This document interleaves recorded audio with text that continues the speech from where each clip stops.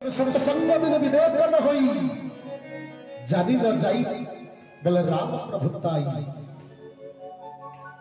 तो सत्संग बिना जीवन शरीर के जागृत हुए नहीं, सत्संग बिना मुक्ति मिले नहीं, सत्संग बिना कृपा मिले नहीं।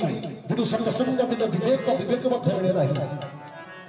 विवेक कौन मिली थे ना सत्संग किंतु आम तो घरे बसिले टीवी देखिले मोबाइल देखिले संसार भीतर पड़ी रहिले सत्संग कले भगवान कृपा आशीर्वाद पाई परी सत्संग कले आम केवल पाई पारे। सुंदर भाव ठाकुर देव कहले दुल्हन मनस शरीरा